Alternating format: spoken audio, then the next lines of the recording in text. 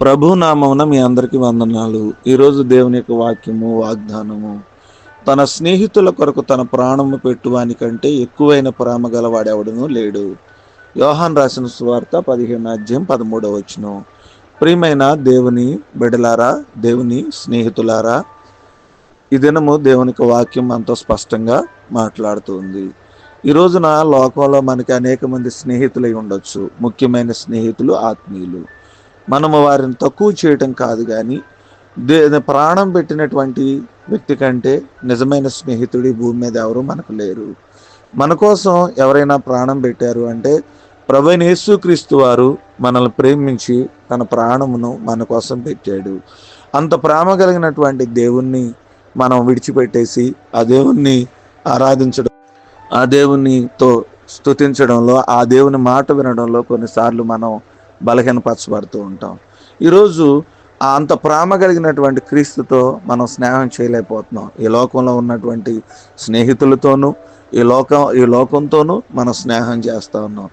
మన కోసం ప్రాణం పెట్టి నిత్యము మన కాపాడుతూ మనల్ని జ్ఞాపకం చేసుకుంటున్నటువంటి మన ప్రియ స్నేహితుడైన యేసుక్రీస్తు వారిని మర్చిపోతున్నాం. చాలామంది ఆయన ఆరాధించట్లేదు, ప్రార్థించట్లేదు, ఆయన సన్నిధానానికి వెళ్ళటం లేదు, ఆయనతో ప్రేమగా మాట్లాడలేనటువంటి స్థితిలో ఈ లోకంలో చాలామంది జీవిస్తున్నారు. ప్రియమైన దేవుని బిడ్డలారా, ఈ స్నేహితుల దినోత్సవం రోజు మనం జ్ఞాపకం చేసుకోవాలి. మనకు ఒక ముఖ్యమైన స్నేహితుడు ఉన్నాడు. ఆయన మన కోసం ప్రాణం పెట్టాడు. ఎందుకంటే మనం రక్షించబడాలని, మనం ఆయన సన్నిధిలో ఉండాలని, ఆయనతో కలిసి రాబోతున్న దినాల్లో జీవించాలని మన ఎంతగానో ప్రేమించి ఆయన కోసం మన ప్రాణాన్ని పెట్టాడు. ఆ స్నేహితుని మనం మర్చిపోతూ ఈ లోక సంబంధమైన విషయాల్లో ఈ లోకంతో స్నేహం చేసుకుంటూ తిరుగుతున్నాం. మేము ఒకసారి మన పరిశీలన చేసుకుని మన కోసం ప్రాణం పెట్టిన దేవునితో ఎక్కువ స్నేహాన్ని కలిగి ఉండి మన జీవితాన్ని కొనసాగిస్తూ దేవుని ఆశీర్వాదాలు పొందుకున్నాయి. కొద్ది మాటలు దేవుడు మన వెనుకల్లో ఫలించి ఆశీర్వదించును గాక. ఆమెన్.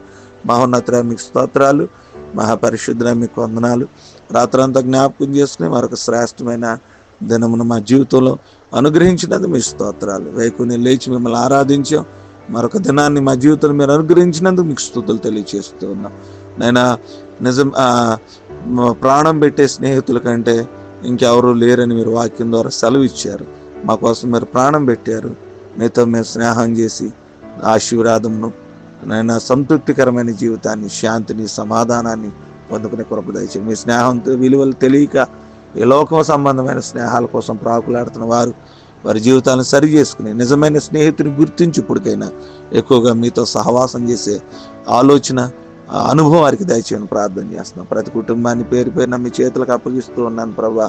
మీరే జ్ఞాపకం చేసుకోండి.